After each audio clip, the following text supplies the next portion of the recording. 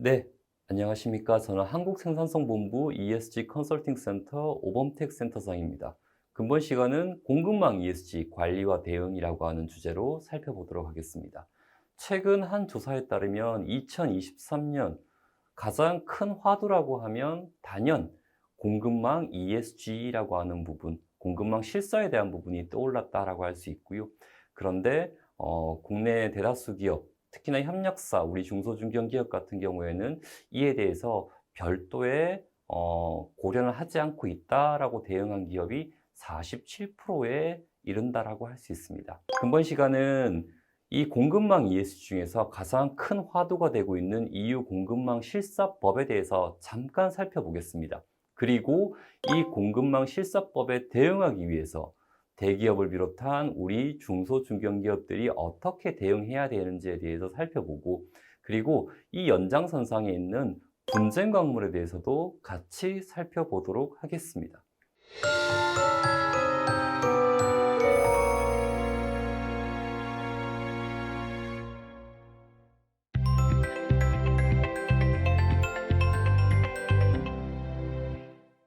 우선 EU 공급망 실사법에 대한 부분입니다. EU 공급망 실사법은 사실은 2020년, 2021년에 본격화됐다라고 할 수 있지만, 그럼에도 불구하고 유럽연합을 비롯한 글로벌 선진사들의 공급망 관리 노력은 꽤나 오래됐다라고 할 수 있습니다. 이 공급망 실사법의 토대라고 할 수 있는 영국 모던 슬레이버리 액트라든지 각국의 공급망에 대한 노력은 이미 2010년 혹은 16년, 17년까지도 거슬러 올라갑니다. 최근 이 공급망 실사법은 2024년을 목표로 지침 발효가 진행되고 있으며, 이 지침이 종료된 이후에는 각 회원국별로 법률 제정이라든지 혹은 시행에 대한 세부 지침이 확정될 계획입니다. 자, 이 공급망 의무화 지침이라고 하는 부분이 조금 특이한 부분은, 기존 ESG의 실행 대상이 대기업이라든지 거대 집단이었다라고 한다면, 이 공급망 실사법이 우리한테 주는 임플리케이션은 조금 더 아래까지 내려갑니다. 대기업이 가지고 있는 앞단의 공급망 혹은 뒷단의 공급망, 밸류체인 전체가 다 ESG의 규제 범위로 들어온다라고 하는 측면에서 대단히 조금은 이제 광범위하다라고 할 수 있습니다.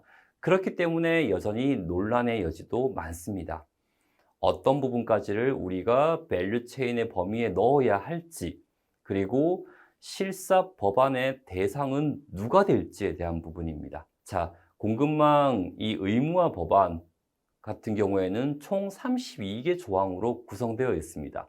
전체적으로 법안에 대한 적용 범위, 어떤 기업을 할 건지 또 어떤 산업을 할 건지에 대한 부분, 그리고 두 번째, 기업에 대한 부정적 영향을 어떻게 확인하고 조치를 취하고 최소화할 건지에 대한 부분, 그리고 이의 제기에 대한 부분, 모니터링에 대한 부분, 이 부분은 우리의 공급망이 리스크가 없는지, 또 리스크가 있다라고 하면 우리가 어떻게 대응하고 있는지에 대한 부분, 정기적인 모니터링에 해당하죠. 그리고 공시에 대한 부분, 이 공시는 생각외로 꽤나 중요합니다.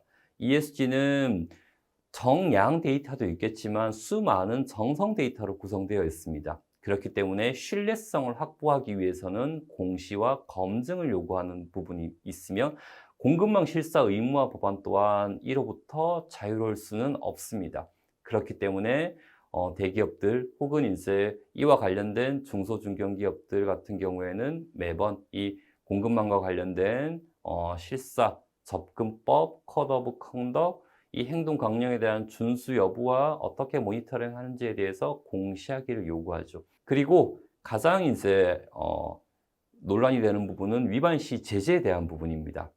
이 제재를 어떻게 할지, 또 관할 행정기관은 어떻게 정의할지, 책임 부담은 어떻게 할지, 아무래도 법안이기 때문에 당연히 제재에 대한 부분도 따른다고 할 수 있습니다. 자, 가장 화두가 되는 부분은 법안의 적용 범위라고 할 수 있을 것 같습니다. 자, 우선 EU 실사법에 대한 직접 적용 대상부터 말씀드리고, 그 다음에 간접을 말씀드리도록 하겠습니다. 직접이라고 하면 실사법이 지칭한 적용 범위 대상 기업이라고 할 수 있죠. 이 부분은 두 가지로 나눠집니다.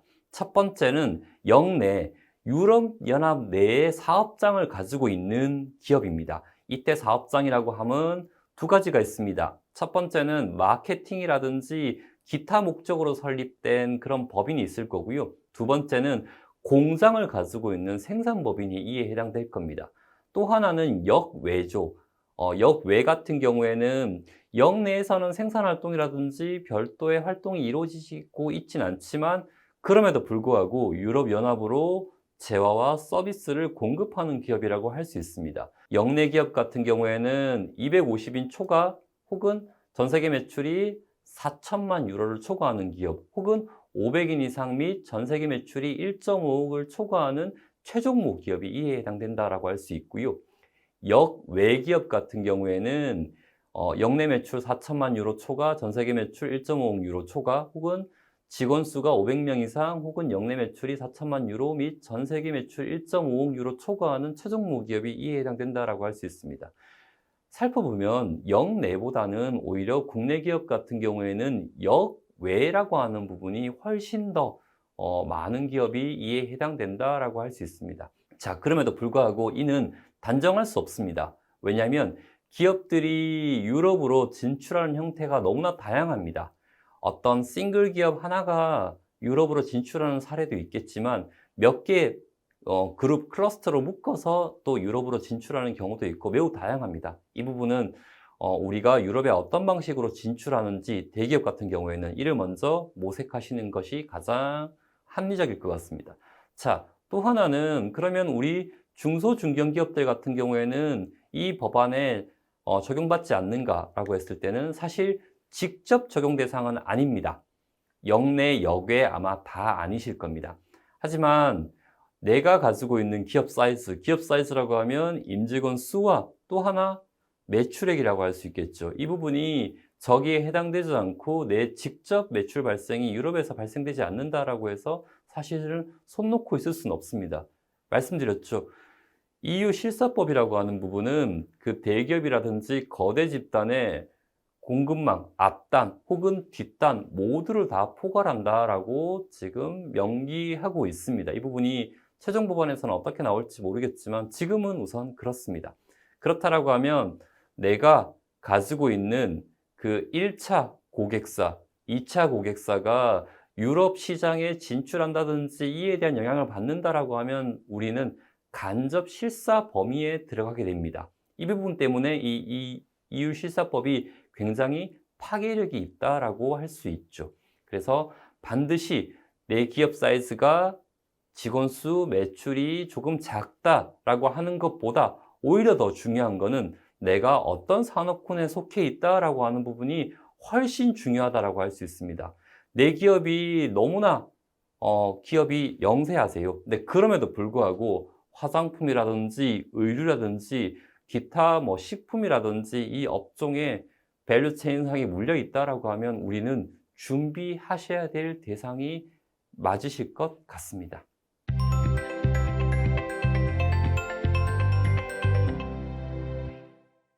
자, 그러면 공급망 ESG 진단 실사 대응에 대해서 살펴보도록 하겠습니다. 이는 유럽 실사법이라든지 기타 가이드라인 기반으로 세 파트로 크게 준비했습니다.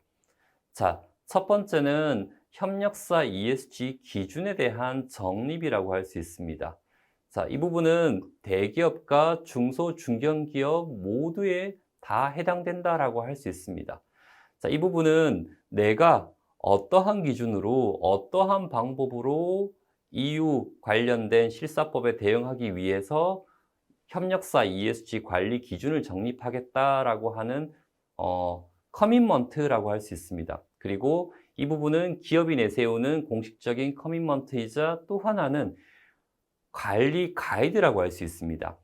이 협력사 EU 기준 정립, 우리가 흔히 말해서 협력사 행동 강령, Supplier Code of Conduct이라고 하는 부분인데 이 부분이 왜 중요하냐면 자, 우리가 대외적으로 협력사를 어떻게 관리하겠습니다라고 하는 의지의 표현일 수도 있지만 또 하나는 나는 이 기준으로 내 협력사와 함께 상생을 모색하겠습니다라고 하는 가이드입니다. 자, 그러면 우리 중소중견기업들은 여기에서 두 가지를 고민하셔야 됩니다. 첫 번째, 내가 가지고 있는 고객사, 그 고객사의 그 윗단 고객사는 어떠한 ESG 관련된 가이드를 가지고 있는지를 확인하셔야 됩니다.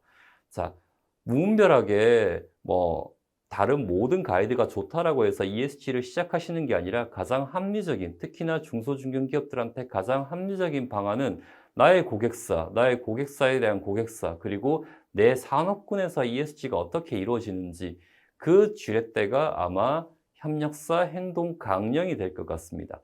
첫 번째가 이제 이런 가이드의 제공이라고 하면, 두 번째는 나의 그 밸류 체인이라고 할 수 있죠. 고객사, 그 고객사의 또 윗단 고객사 같은 경우에는 우리한테 당신네들은 협력사 관련된 서플라이어 코드 오브 컨덕을 가지고 있습니까? 라고 요구할 수도 있습니다. 이게 실제 말하는 협력사 행동 강령에 대한 요구라고 할 수 있죠. 이 부분 때문에 이 협력사 ESG 행동 기준은 반드시 정립하시는 게 맞습니다. 이 부분은 대기업이든 중소중견기업이든 내가 속한 산업이 공급망 ESG 혹은 취약 부분이다, 혹은 나의 밸류 체인이 유럽이라든지 기타 선진국에 물려 있다라고 하면 이 부분은 반드시 짚고 넘어가야 될 부분일 것 같습니다. 현황 확인을 위한 실사 개선이라고 할 수 있습니다. 자, 공급망 실사법이죠. 실사가 가장 중요합니다. 실사라고 하면 due diligence라고 하는 영어로 표현하는 것 같이 실제로 들여다보는 부분입니다. 내 공급망에 어떠한 리스크가 포진해 있는지를 확인하는 작업이라고 할 수 있습니다. 자, 이 공급망 실사법이 원하는 부분은 실제로 확인해라 라고 하는 부분입니다. 자, 근데 공급망을 확인하는 방법은 꽤나 많습니다. 우리가 최근에 가장 국내 기업들이 많이 하고 있는 온라인 기반의 방법도 있을 거고요. 두 번째는 이제 직접 가서 하는 오프라인 기반도 있을 거고요. 세 번째는 그 공급망들이 내놓는 각종 정보, 사업자가 제공한 정보를 기반으로 하는 그런 방법도 있을 겁니다. 어떤 방법이 좋은지는, 그리고 그걸 해라라고 하는 부분은 모범 답안은 없습니다. 우리 기업에 맞게 우리 기업이 가지고 있는 서플라이 체인 구조를 봤을 때 온라인 기반 혹은 외부 공시 기반이 제일 리즈너블하다라고 하면 그걸 채택하시면 되는 거고요. 자, 또 하나, 내가 가지고 있는 서플라이 체인은 너무나 영세하기 때문에 공시 자료도 충분치 않고 또 자가 평가할 때도 많은 여력은 없다라고 하면 직접 현장을 나가서 하는 실사 작업이 제일 리즈너블할 수도 있습니다. 오히려 문서라든지 온라인 기반으로 하는 부분보다 실사로 나가는 부분이 협력사들한테는 덜 부담스러울 수도 있습니다. 온라인으로 하는 부분은 아무래도 신뢰성이라든지 아니면 문서의 타당성을 확보하는 걸 주안점으로 두고 있고, 또 협력사들은 그걸 준비하려고 하면 많은 시간이 걸리죠. 하지만 실사 같은 경우에는 협력사가 가지고 있는 그 실체를 보는 작업이기 때문에 실제로 준비하는데 그만큼 많은 시간이 걸리진 않습니다. 자, 이게 대기업의 입장이었다면 우리 중소중견기업 같은 경우에는 실사를 어떻게 대응하실지가 아마 제일 고민일 것 같습니다. 앞에서 대기업이 우리 중소중견기업을 실사하는 부분 크게 세 가지라고 말씀드렸죠. 온라인 실사, 그리고 오프라인 실사, 그리고 마지막으로는 공시 기반으로 자료를 평가하는 방법이라고 했을 텐데, 세 번째는 아마 크게 염두에 두지는 않으실 것 같습니다. 우리의 밸류 체인이. 그러면 우리는 준비해야 될 것은 크게 두 가지가 있습니다. 어떤 것들? 온라인 기반으로 하는 것들과 오프라인 기반으로 하는 것들이죠. 먼저 우리가 알아두셔야 되실 거는 온라인이든 오프라인이든 어떻게든 우리 고객사, 그리고 우리 고객사의 고객사, 그리고 산업이 가지고 있는 가이드가 가장 중요합니다. 이 부분 먼저 파악하시고 내가 어떤 자료를 준비해야 될지, 이제 이 부분이 가장 중요하다라고 할 수 있습니다. 협력사 ESG 같은 경우에는 기본적으로 우리의 밸류 체인, 우리의 고객사, 그리고 우리의 고객의 고객사, 최종 소비자가 보려고 하는 부분은 우리한테 퍼펙트한 기업을 요구하는 건 아닙니다. 완전히 리스크가 없는 무결한 기업은 사실은 추구하기 힘드십니다. 그러면 가장 먼저 따져봐야 될 것은 두 가지입니다. 첫 번째, 우리가 운영하는 그 지역 정부가 있을 겁니다. 우리는 한국에 있으니까 대한민국 정부가 요구하는 법적 부분이죠. 이 부분에 대한 리스크가 없는지, 그리고 두 번째, 산업에서 강조하는 리스크가 일부분 있습니다. 식품 산업 같은 경우에는 최근에 가장 화두가 되고 있는 부분이 원자재 이슈라고 있죠. 그리고 전기전자 같은 경우에도 최근에 이제 원자재 일종인 분쟁 광물 이슈가 있을 수 있고요. 이제 그런 산업별 아젠다에 대해서 우리가 어느 정도 준비되고 있는지를 체크하시는 부분이 가장 필수적이다라고 할 수 있습니다. 자, 뒤는 BMW의 사례라고 할 수 있는데요.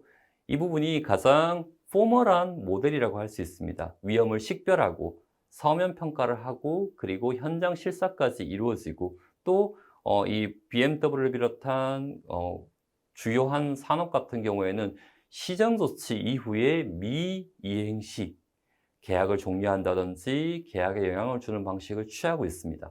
이 부분도 우리 중소중견기업들이 중장기적으로 준비하셔야 될 부분일 걸로 고려됩니다.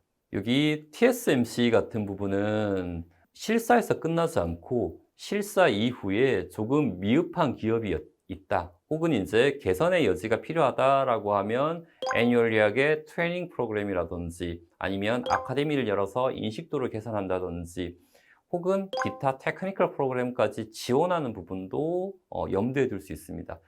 근데 이 부분은 TSMC뿐만이 아니라 우리 대기업들, 특히나 상생기금이라든지 동반 성장을 하는 기업들은 가장 잘하고 있는 부분이기 때문에 우리 중소중견기업들 같은 경우에는 이런 지원 프로그램도 놓치지 말고 참여하시고 그리고 우리 ESG 체질 개선에도 이런 부분을 조금 활용하시는 게 가장 좋다라고 할 수 있습니다. 협력사 실사가 중요합니다. 하지만 실사보다 사실은 더 중요한 게 뭐가 있냐라고 하면 실사 이후의 개선이라고 할 수 있습니다. 자, 지금은 많은 대기업들 혹은 이제 거대 집단들이 협력사 ESG에 대한 부분, 공급망 ESG에 대한 부분을 시작하는 단계이기 때문에 얼만큼 많은 기업을 내가 실사했는지 그리고 실사에 대한 결과를 공시하는 수준에 머무르고 있다라고 하면 앞으로의 미션은 뭐냐라고 했을 때는 크게 두 가지입니다. 우리가 앞에서 봤었던 이 결과를 어떻게 구매 과정에 반영하는가. 그리고 두 번째는 개선에 대한 부분입니다. 특히나 개선 중에서도 현지법, 우리 같은 경우에는 한국 법과 접촉되는 부분이 있다라고 하면 그 부분을 가장 먼저 개선의 아젠다로 뽑아낼 겁니다. 그리고 개선, 특히나 법적 부분에 대한 개선이 이루어지지 않는다라고 하면 앞에서 선진 사례와 같이 당연히 구매 거래 관계에도 영향을 미칠 수 있다라고 하는 점도 충분히 염두에 두실 필요가 있습니다. 마지막으로 현황에 대한 정기적인 커뮤니케이션을 조금 말씀드리고 싶습니다. EU 실사법 같은 경우에도 최소 12개월이라고 하는 이게 파이낸셜 이어도 좋고 지금 명확하게 나오지는 않았지만 어떻게든 12개월이라고 하는 부분으로 정기적으로 공시하고 또 커뮤니케이션 하십시오라고 명기하고 있습니다. 우리 중소중견기업 입장에서도 공시라고 하는 부분 너무 어렵게 다가가지는 마십시오. 저기 밑에 보이는 한 기업, 국내 대표 자동차 중견기업 중에 하나라고 할 수 있는데요. 자, 저 기업 같은 경우에도 우리가 그 GRI 가이드라인이라든지 기타 우리 일부 차용할 수 있는 가이드라인을 기반으로 간략하게 공시한 사례라고 할 수 있습니다. 우리가 이 공시라고 하면 우리 내용을 외부로 알린다라고 하는 측면도 있겠지만 저 공시를 기반으로 우리 정보가 매우 신뢰가 있습니다. 그리고 우리는 사업자로부터 이런 검증 과정도 거쳤습니다라고 하는 부분 때문에 우리 내용에 대한 신뢰성이 더 높아진다라고 할 수 있고 이 공시는 잠정적으로는 우리 고객사들에 대한 실사라든지 기타 그런 법적인 부분 혹은 이제 규제적인 부분을 대응할 수 있는 가장 좋은 커뮤니케이션 툴이라고 할 수 있습니다. 자, 결론적으로 공시 너무 어렵게 생각하지는 마십시오.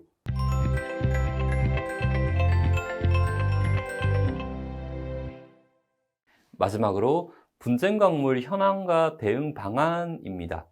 자, 분쟁 광물이라고 해서 조금은 낯선 단어일 수도 있고 또 전기 전자 산업 같은 경우에는 조금 익숙한 단어라고 할 수 있습니다.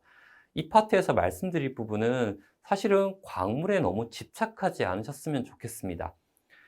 분쟁 광물이 아니라 오히려 우리는 원자재 관리라고 하는 부분을 조금 더 주목하실 필요가 있습니다. 분쟁 광물을 금일 강의에 예로 든 부분은 분쟁 광물이 원자재 관리 중에 가장 대표적인 사안이기 때문에 우선 말씀드리도록 하겠습니다.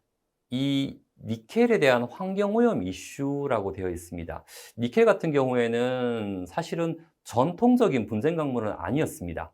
하지만 전기차 확산 이슈로 니켈에 대한 수요가 점점 더 확산되고 있고요. 니켈 같은 경우에는 이제 환경오염 이슈가 많이들 제기되고 있습니다. 니켈 생산을 위해서는 화석연료라든지 상당한 온실가스가 발생하게 되고요. 그리고 니켈을 분리한 뒤에 남은 찌꺼기도 꽤나 환경오염 이슈가 되고 있습니다. 그러다 보니 이 니켈의 환경적인 문제 혹은 사회적인 문제 때문에 수출 규제와 또 가격 상승이라든지 이런 부분까지도 연계되고 있습니다. 이 원자재 이슈는 결국은 건전한 원자재가 어떤 부분인지 우리가 확인해내고 또 그 원자재로부터 우리가 어떠한 대응 방안을 마련할 수 있는지를 같이 고민하실 필요가 있으실 것 같습니다. 이 부분은 단순하게 광물 이슈 혹은 원자재 이슈에서 끝나는 것이 아니라 우리 원가까지도 영향을 미칠 수 있습니다. 자, 그러면 분쟁 광물이라고 하면 우리가 3TG라고 합니다. 금, 주석, 탈타늄, 텅스텐이라고 하는 4대 전통 광물이라고 할 수 있고요. 근데 이 부분은 사실 역사가 꽤 오래됐습니다. 미국 같은 경우에는 도트 프랭크법부터 시작해서 관리가 되고 있고요. 유럽 같은 경우에도 지금 관리되는 광물 중에 하나입니다. 자, 이 분쟁 광물은 주로 채굴 과정에서 아동을 사용한다든지 혹은 불법적인 부분, 환경적으로 미관리된 부분이 꽤나 많고요. 이제 그것 때문에 우리가 4대 광물을 사용할 때는 반드시 재련소 리스트를 확인해야 된다라고 명기하고 있습니다. 최근 트렌드는 이 분쟁 광물이 4대 광물로 머물러 있지는 않습니다. 다이아, 코발트, 구리, 리튬, 니켈, 운모라든지 기타 요건으로 확대되고 있습니다. 이렇게 확대되는 과정은 크게 이제 하나의 임플리케이션을 가지고 있는데 뭐냐면 전통적으로 배터리, 전기, 전자 산업에 머물렀던 분쟁 광물이 화장품이라든지 기타 산업으로 확대되고 있다라고 하는 부분입니다. 대표적인 광물이 우리 강의 자료에 명기된 운모라고 하는 광물입니다. 운모는 최근에 가장 많이 쓰이고 있는 부분이 자동차 도장광판에 반짝반짝하게 하는 그 물질이라든지 여자분들 마스카라에 들어가는 그 반짝반짝한 물질이 저 운모에 해당된다라고 할 수 있습니다. 그러다 보니 이 원자재에 대한 관리 관심에 대한 부분은 여전히 높다라고 할 수 있습니다. 자, 그리고 또 하나 유럽 실사법이 가지고 있는 문항 중에서 우리가 몇 차 협력사까지를 관리하겠습니까? 라고 했을 때 이게 1차인지 2차인지 혹은 N차인지 지금 현재는 이제 밸류 체인이라든지 이런 부분으로 명기되어 있는데 그 차수를 정하는 가장 중요한 지렛대 중에 하나가 이 원자재에 대한 부분이라고 할 수 있습니다. 원자재는 결국 우리가 만든 제품의 맨 끝단에 위치한 서플라이 체인이기 때문입니다. 자, 원자재 같은 경우에는 3TG로 출발했다가 코발트, 구리, 납, 니켈, 아연, 운모 그리고 실사 기준 제정하는 것까지 꽤나 확대되고 있습니다. 산업별로 보면 가장 최근에 화두가 되고 있는 부분은 당연히 배터리라든지 이런 전기 전자산업이라고 할 수 있습니다. 여기에서는 이제 밸류체인 전체 분쟁 광물에 대한 부분과 분쟁 광물에 대한 스멜터 리파이너리라고 하죠. 재련소 정보까지도 확대해서 요구하고 있습니다.